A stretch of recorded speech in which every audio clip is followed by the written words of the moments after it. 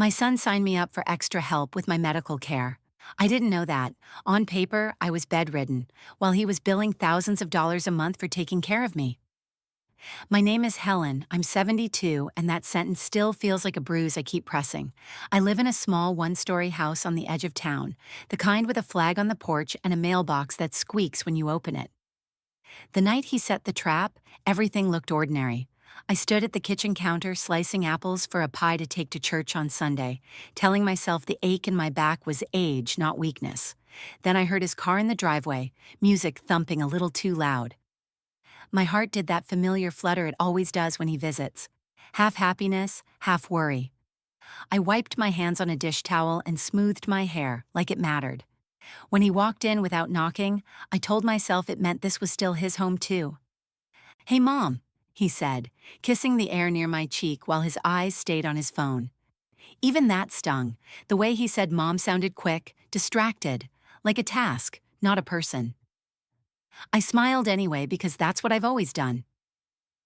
He dropped into a chair at the kitchen table, the legs screeching on the tile. "You're still making that pie?" he said, shaking his head.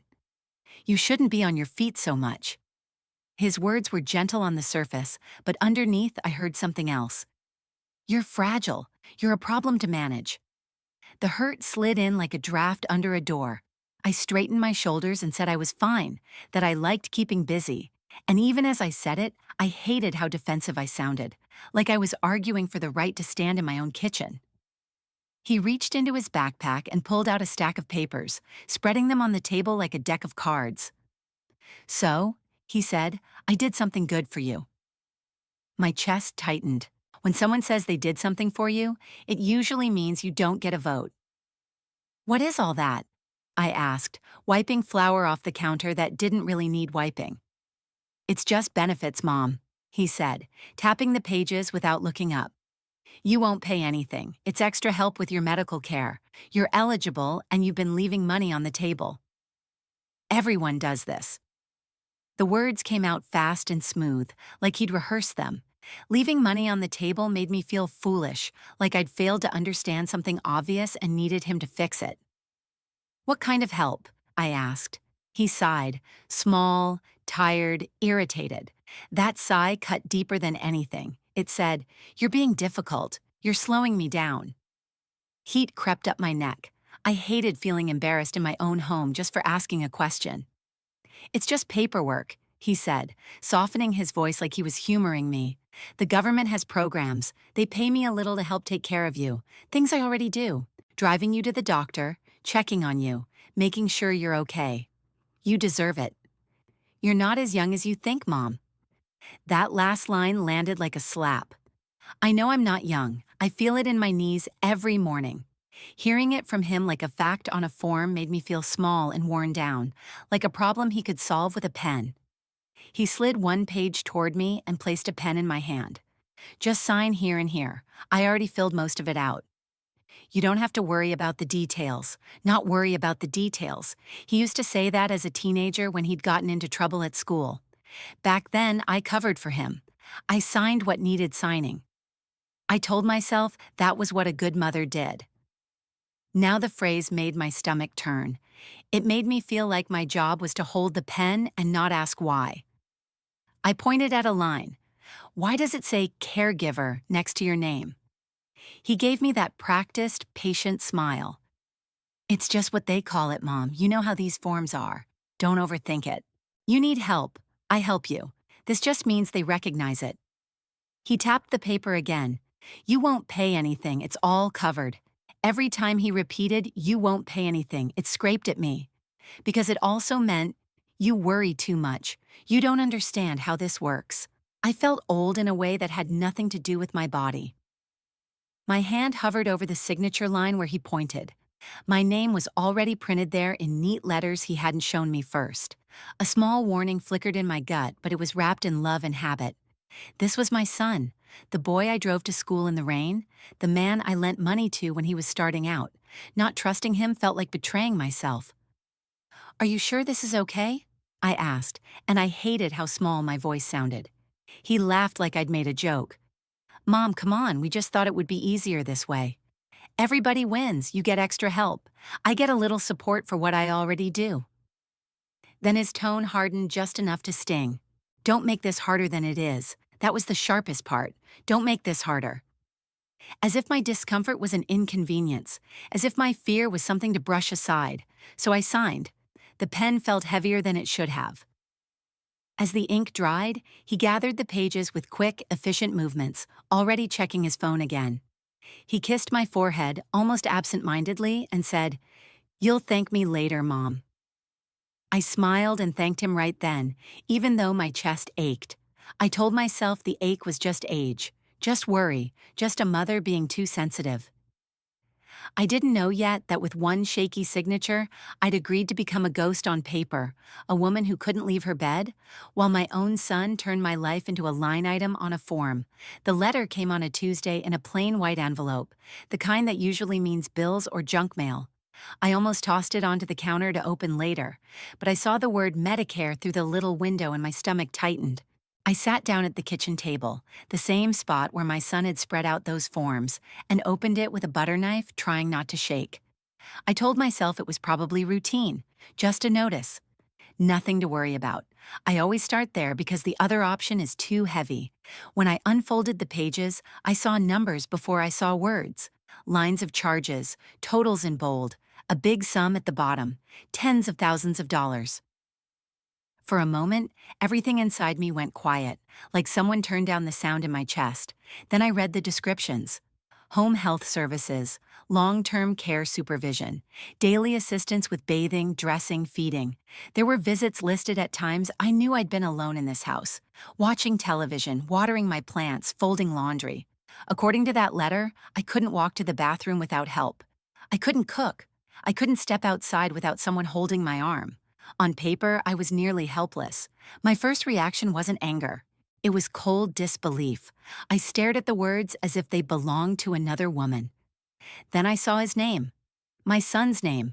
Clear, official, beside caregiver and a provider number. That hit me harder than the money. Resentment rose fast.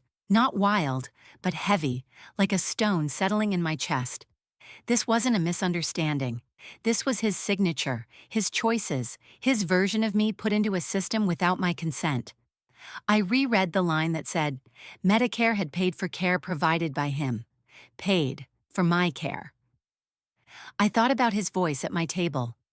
You won't pay anything, Mom. It's just benefits. Even then, those words had stung because they made me feel like I didn't understand my own business. Now they sounded like a trick with a smile. You won't pay anything had really meant, you won't see what I'm taking. The resentment burned behind my ribs. He had used my trust, my age, my uncertainty around paperwork, and turned it into income. I forced myself to look back down the list. Each line felt like a separate lie. A home nurse visit every week for 3 months. No nurse had ever knocked on my door. A mobility assessment. I'd driven myself to the grocery store that week. Daily assistance with feeding. I had cooked supper the night before. Seeing it in black and white made me feel erased. The life I actually lived, church on Sundays, baking, tending my garden, didn't exist on those pages. Instead, there was a version of me he invented. A woman trapped in a chair, dependent, needing constant supervision. My hands started shaking so badly I had to set the papers down. I stared at the wall and felt old memories rise up, memories I'd always thought of as love. Painting this house myself after he moved out, balancing on a step stool even though I was afraid of falling. Sewing curtains for his first apartment from discounted fabric, staying up late so he wouldn't wake up to bare windows. Slipping him money when he was behind on a car payment and telling him he didn't have to pay me back, because that's what mothers say. Those memories had always felt like investments in family, proof of our bond. Now each one came with a sharp edge, because I could see the trail leading here.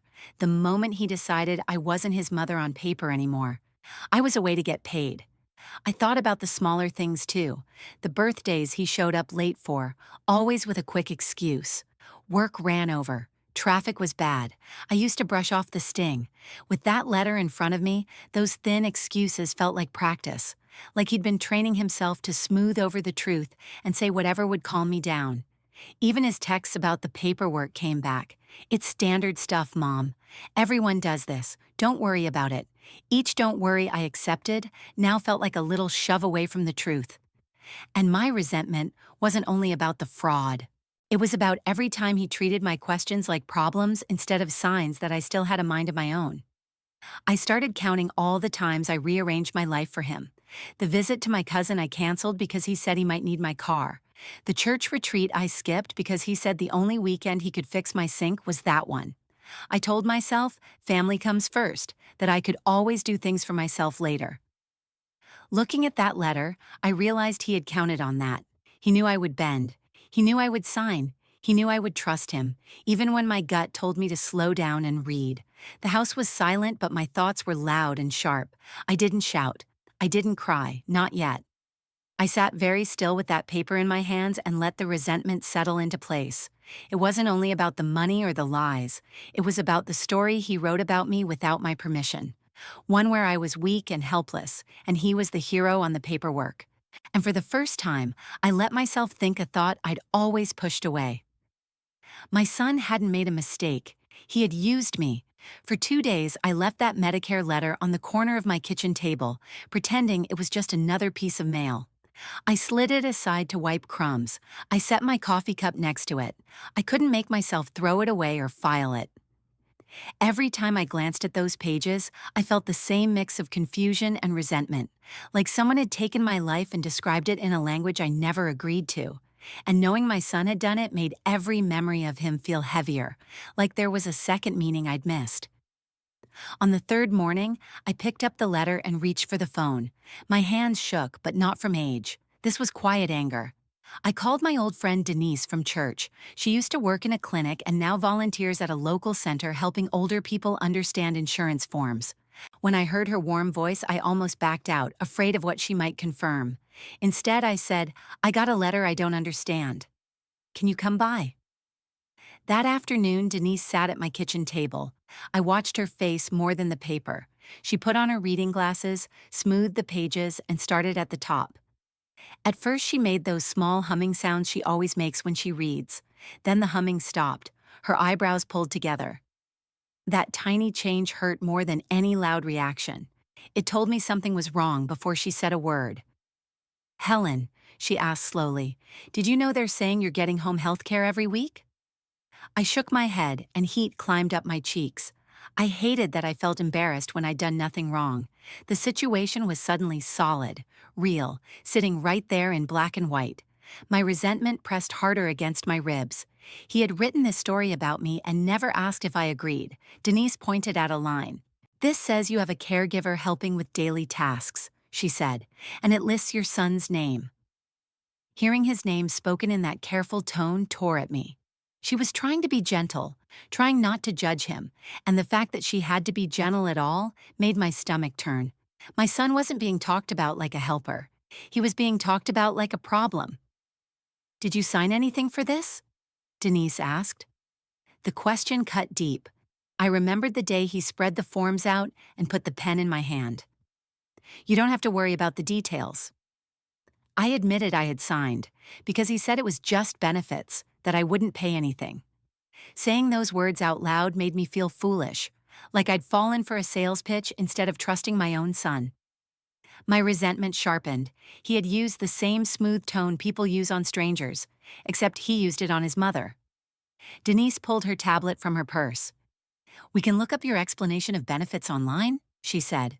"It's a record of what Medicare says they paid. You have the right to see it." The word right stood out. I hadn't been thinking in terms of rights. I'd been thinking in terms of family, trust, and not making trouble. That single word made me sit up a little straighter. We reset my online password together, my fingers clumsy on the keys. When the account finally opened, the screen filled with lines of claims. It felt like reading a diary someone else had written using my name. Months of visits I never had, services I never received, dates when I knew I'd been driving myself to the store or sitting in the front pew at church. My name linked to his information over and over, like we were partners in something I never agreed to join. "This is not right," Denise said quietly. 4 simple words, but they hit hard. My resentment turned from a feeling into a fact. It wasn't just that I felt wronged. Something official was wrong. Then Denise opened her social media app. "Is your son active on here?" she asked. I nodded. She typed his name and pulled up his page. There were photos of him looking solemn, captions about caring for my sick mom and putting family first. In one post, he wrote about sacrificing my own work to care for her every day, and people left hearts and comments calling him a good son. Reading it felt like being slapped with a warm hand. The picture he painted made me look weak and made him look noble, and my real life was the opposite. I paid my own bills, I cooked my own meals, I kept my own house. He showed up when it suited him. Yet online, he implied he carried me. The unfairness stung so hard my eyes watered, and it brought back an old memory, my own mother telling relatives I never helped enough, even when I was working 2 jobs and sending money home. Standing in her kitchen, hearing my effort dismissed, feeling guilt and anger at the same time. Now my son was doing it to me, only worse. He was using my name to polish his image.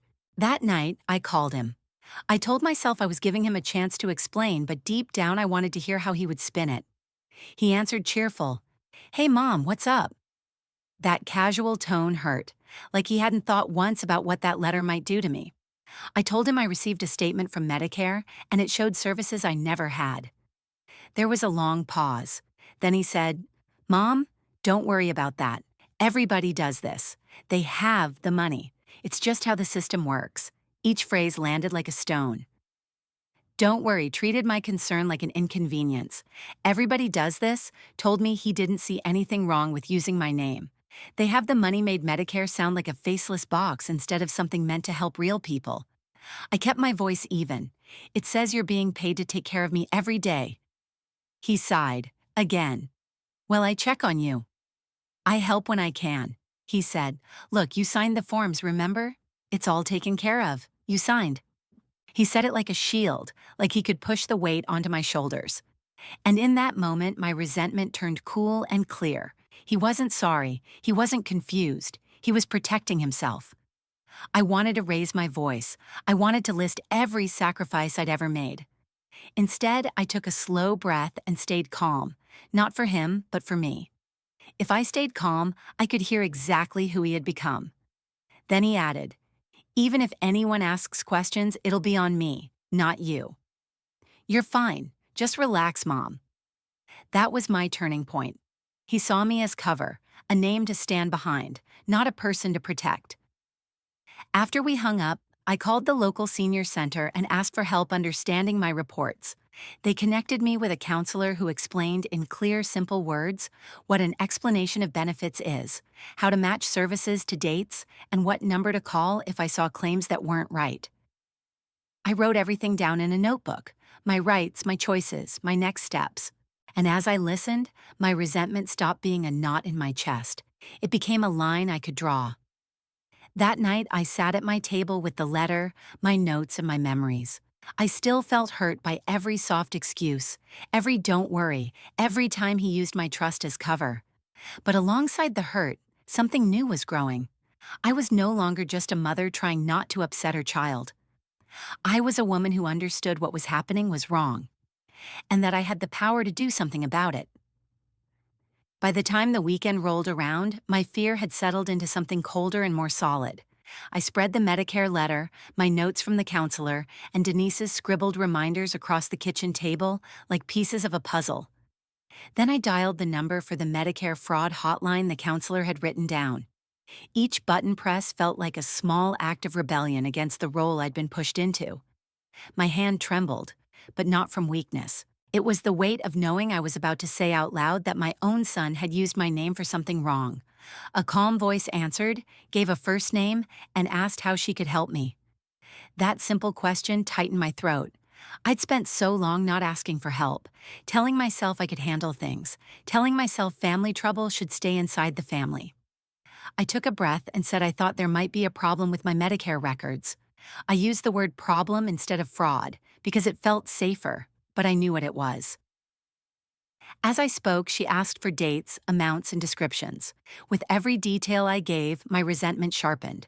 These weren't small mistakes. They were calls and forms and claims over and over, filed under my name while he told me not to worry.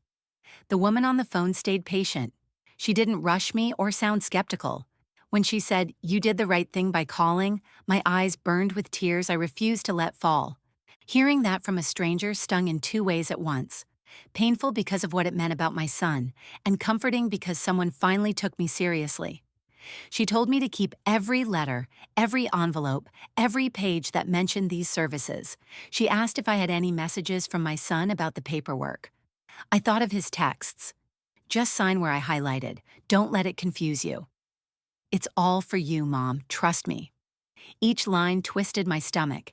Even back then, the tone bothered me, but I pushed the feeling down.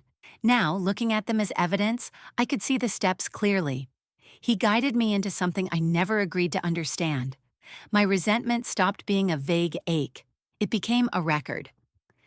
After the call, I pulled a folder from the hall closet and started filling it. Every Medicare envelope, every statement, every scrap with his notes. I printed the texts and slid them in, too.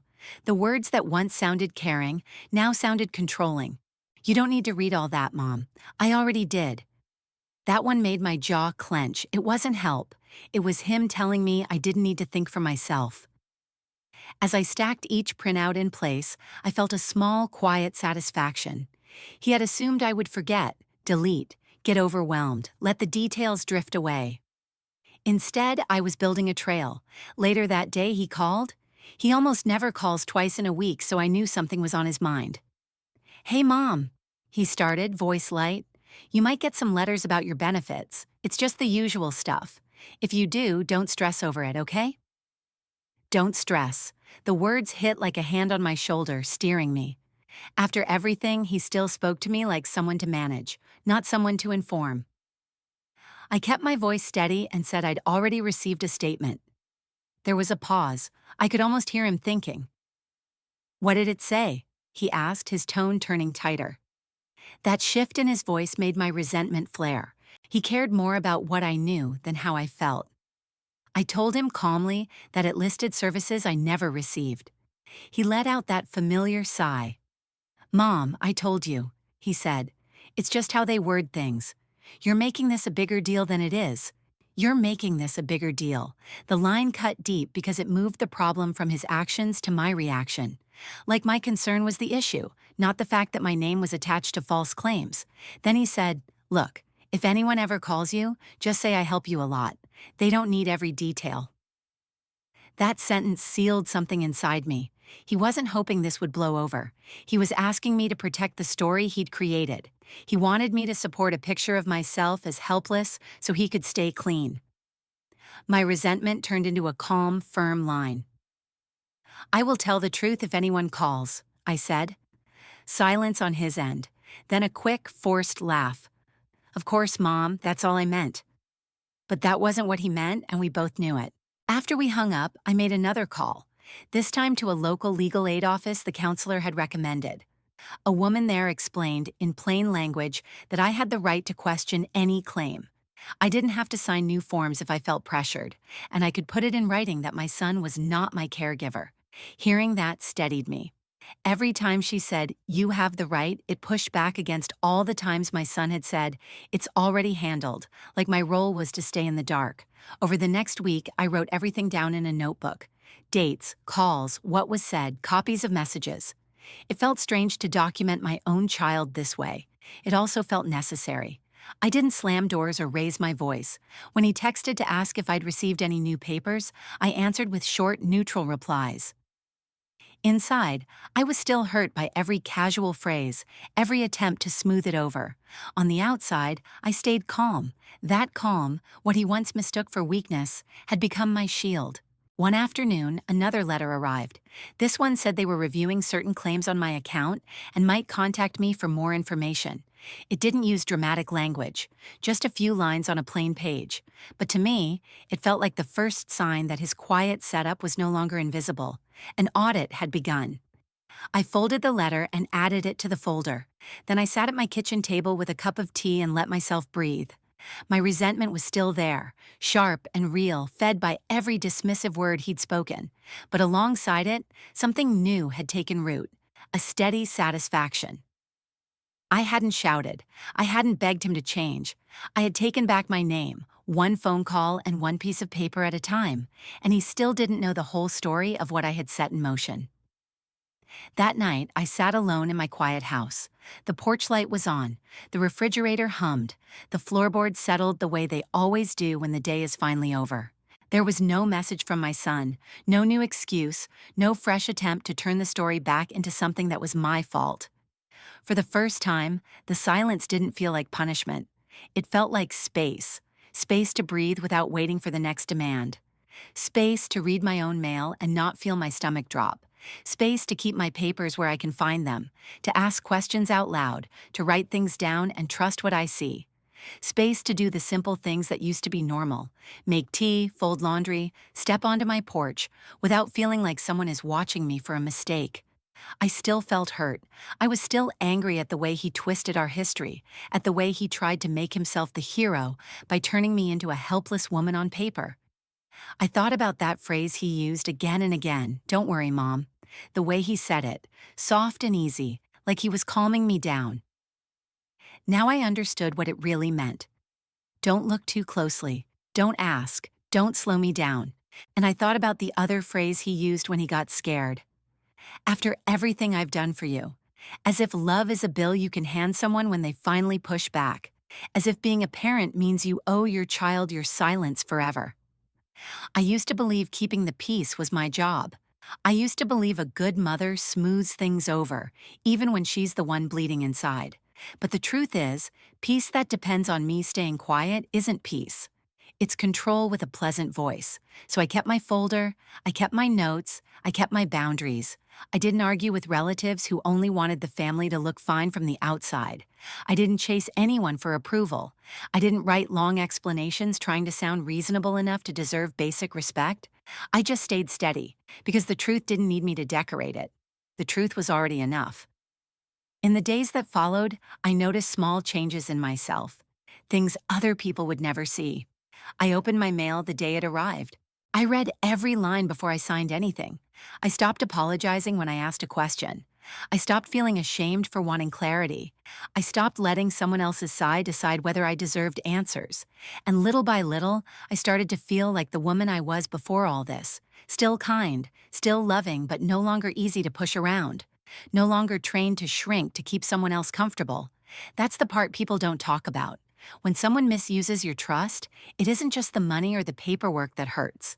It's the way they try to make you doubt your own mind, the way they make you feel dramatic for noticing facts, the way they call it help when it's really a leash. If you hear any part of your own life in mine, don't ignore that small knot in your chest. Don't tell yourself you're being difficult just because you want to understand what's being done in your name. Check your statements, read your notices, ask for explanations in writing, keep copies. Talk to someone outside the family who has nothing to gain from your silence. And if someone tells you, "Don't worry," but they won't let you see the details, that's not care. That's a warning sign. If you ever have to choose between keeping everyone else comfortable and protecting your own name, choose your name. Choose your clarity. Choose your right to be treated like a full adult with a mind and a voice. You don't have to earn honesty. You don't have to earn respect. Sometimes the strongest thing you can do is stop covering for the person who keeps asking you to. Sometimes saying no to someone who misuses your trust is the first real yes you ever give yourself.